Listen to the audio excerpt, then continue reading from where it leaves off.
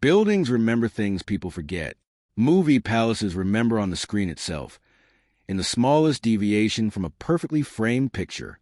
Julius Farrow had spent 25 years learning to read that deviation inside the Regal Vista, a restored 1948 single-screen movie palace that still operated as a non-profit revival cinema.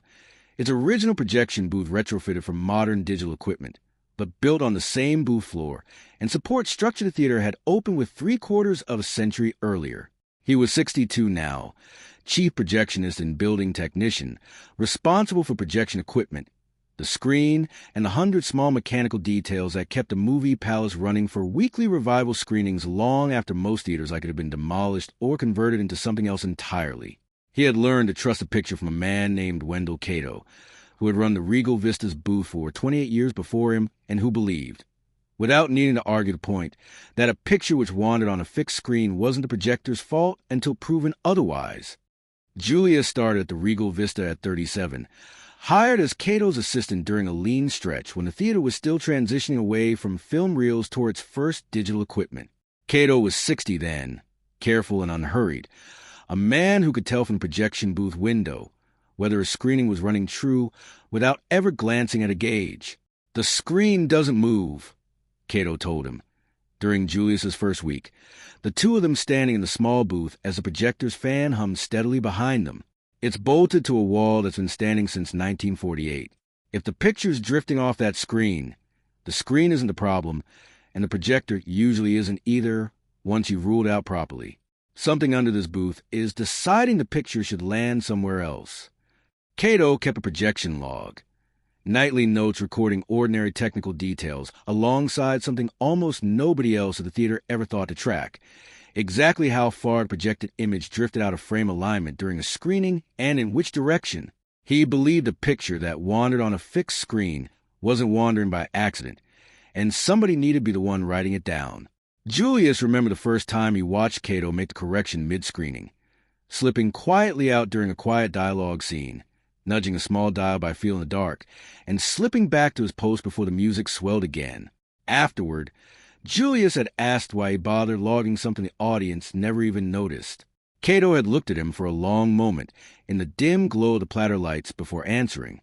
Because the day it drifts far enough that they do notice, he'd said, "Somebody's going to want to know how long this has actually been happening. I'd rather that answer already exists than have to guess at it." When Cato retired, he left Julius a log, along with a piece of advice Julius had carried for 25 years since. Watch where it drifts and when.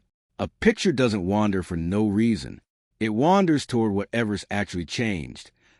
The Regal Vista had been built in the confident, ornate style of 1948, a single vast auditorium seating over 1,000, a gilded proscenium framing the screen, and a projection booth tucked above the rear balcony, accessible by a narrow steel stair that had probably carried every projectionist the theater ever employed.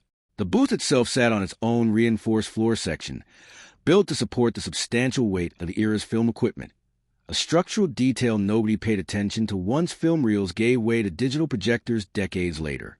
Julius knew the building the way he knew his own reflexes.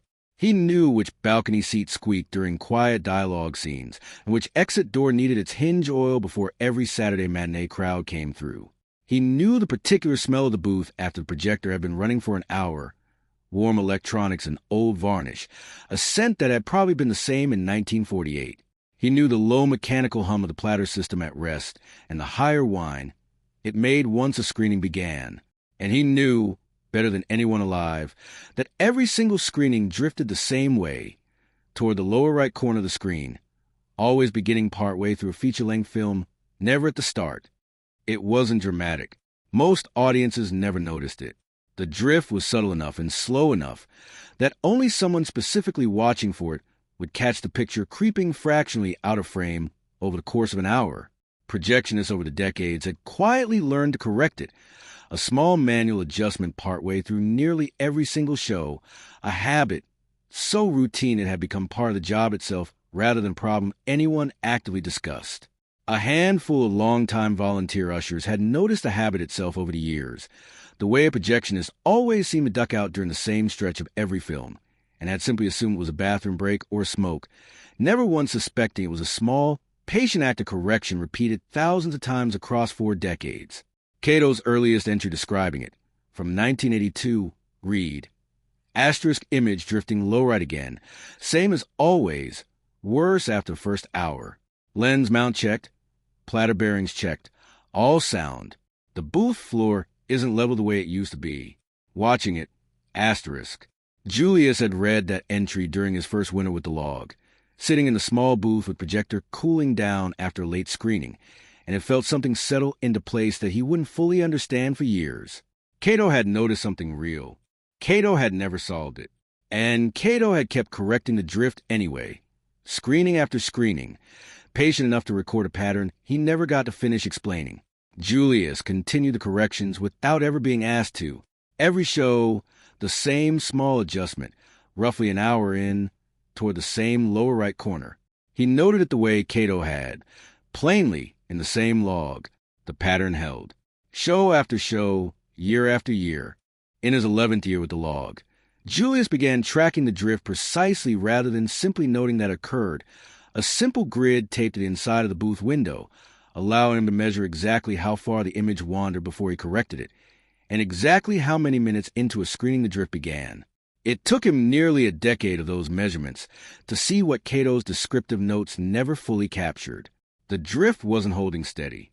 It was worsening, requiring a slightly larger correction every year, and beginning slightly earlier into each screening than had the year before, as though whatever caused it were becoming both stronger and more impatient with time. He sat with that realization one evening after the last screening had cleared out. Cato's oldest log opened beside his own decade of grid measurements, the auditorium below settling into its familiar after-hours silence. If the worsening had been happening since Cato's first 1982 entry, the booth floor Cato mentioned almost in passing wasn't simply an old floor that had never been perfectly level. It was still moving patiently every single year and had been for over 40 years. He thought about every audience that had ever sat through a screening at the Regal Vista without knowing that above their heads, in a small booth built for a different era of equipment, the floor itself had been quietly shifting beneath the machine, throwing the picture onto their screen. Thousands of screenings, tens of thousands of small silent corrections, and only 2 men in the theater's history who had ever bothered to measure the pattern rather than simply fix it and move on. He wrote a new entry beneath Cato's oldest one, in the same plain hand. Asterisk 10 years of grid measurements confirm the drift is not stable. It is worsening, larger corrections, earlier onset every year, cause still unknown. Continuing to measure, asterisk. He underlined continuing. It felt like the only honest were available to him. Julius had a theory in his 15th year that the cause might simply be thermal expansion in the projector's own mounting hardware, a known quirk of older equipment mounts, where metal components expanded slightly as the booth warmed during a long screening, subtly shifting the projector's alignment as the show went on. He spent the better part of summer replacing projectors' mounting hardware with modern, more thermally stable components, carefully calibrating the new mount against the screen before every test screening, convinced he had finally found something a hardware upgrade could permanently fix. The drift returned within weeks, in exactly the same direction, beginning at almost exactly the point his 10-year trend predicted. The new mounting hardware had nothing to do with it. Whatever was shifting wasn't the projector's own housing warming up. It was the floor beneath the entire booth. He had been wrong. He wrote it plainly in the log, in the same unembellished style Cato had taught him without ever meaning to teach a lesson. Asterisk mounting hardware theory. Ruled out. New thermally stable hardware installed. Drift returned on schedule and in the same direction.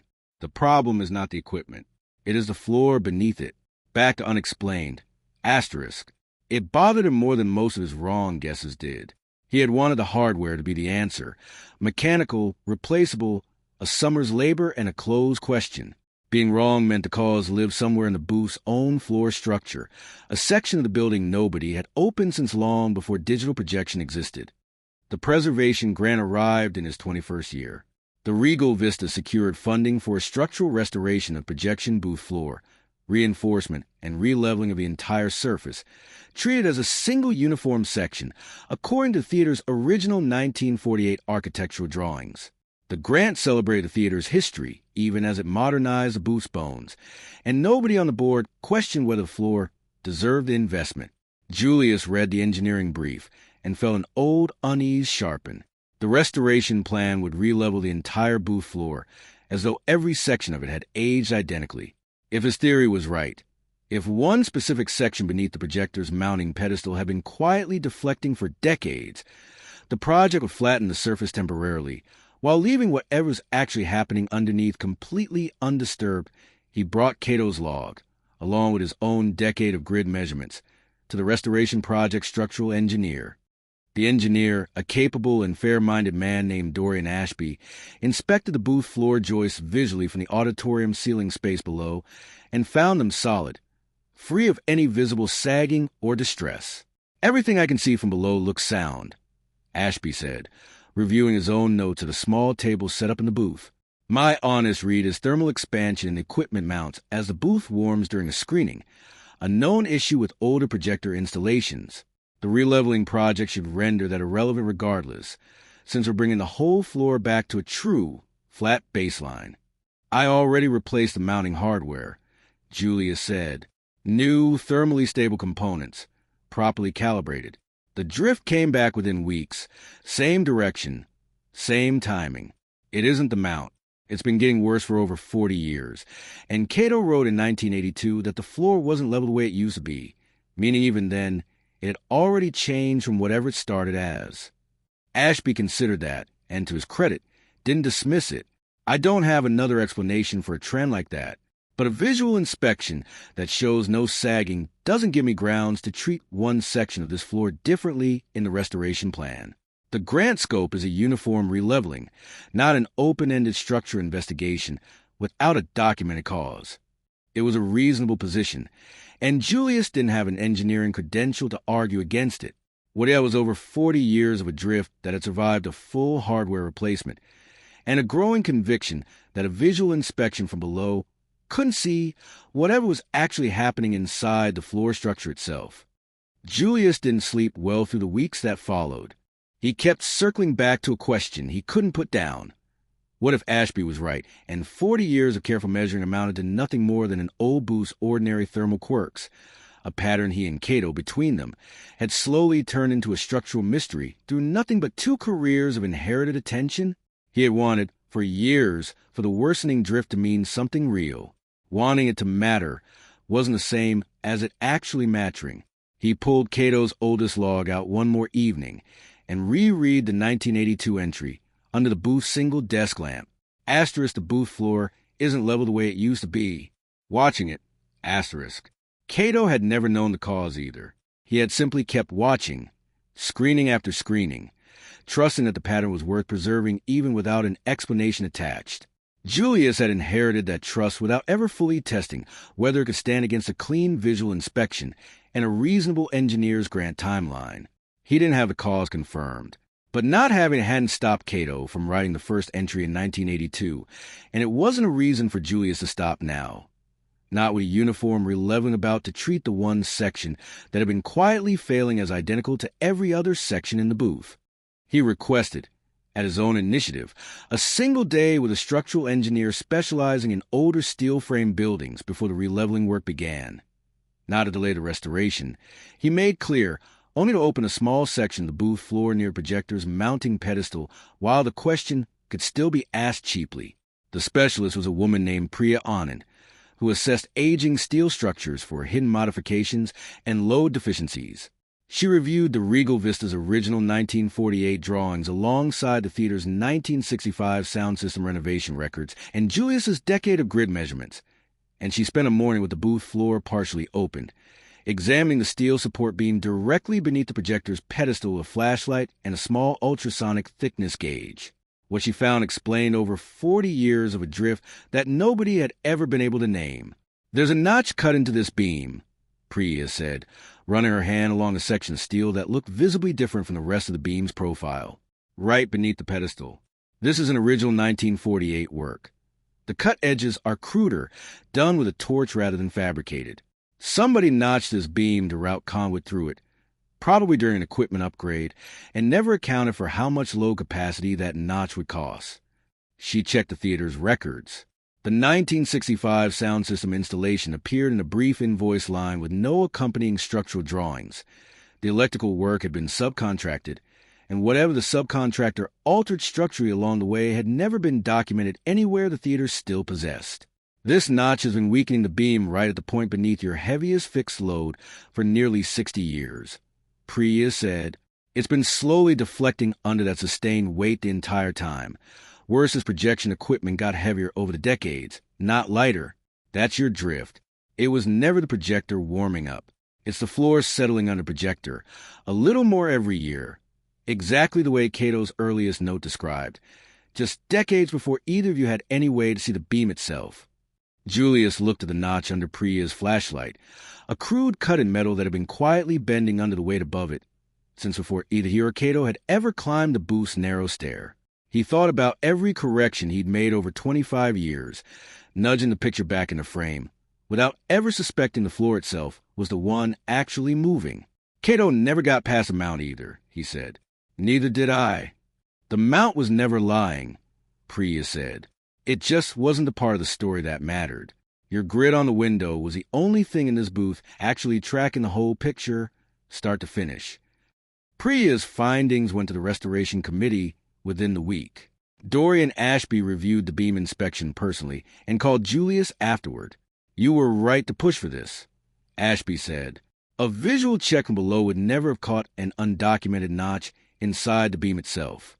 If we'd re-level that floor as a uniform surface without finding this, we'd have restored a flat floor temporarily over an actively weakening beam, probably chasing the same drift again within a few years, with no idea why." The restoration plan was revised. The notch section of beam was reinforced with a properly engineered sister plate, restoring its original load capacity before any re-leveling work proceeded. The rest of the booth floor was restored afterward, brought back to true against a structure that finally matched what the 1948 drawings had always assumed it would be. The Regal Vista filed a formal note in its facilities archive, crediting both Wendell Cato's original 1982 observation and Julius's 25 years of continued measurement as the reason a hidden structural weakness had been found and corrected before a uniform re-leveling buried the evidence for good. Julius kept Cato's log.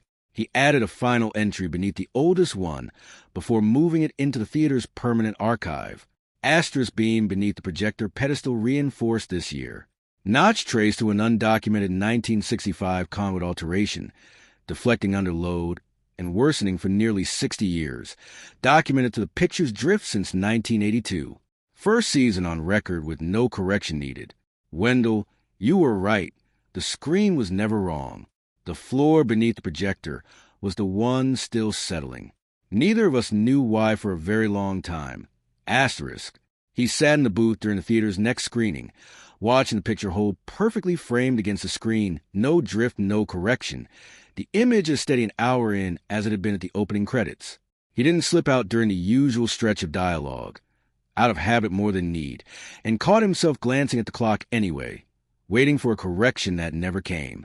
He thought about Cato, standing in the same booth decades earlier, telling a nervous new hire that the screen doesn't move, and if the picture's drifting, something on the booth is deciding it should land somewhere else.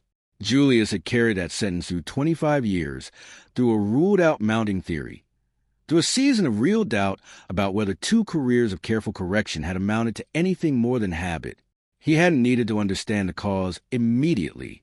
He had only needed to keep watching the drift the way Cato had taught him, until the picture itself finally told him exactly what the floor beneath it had been quietly doing all along.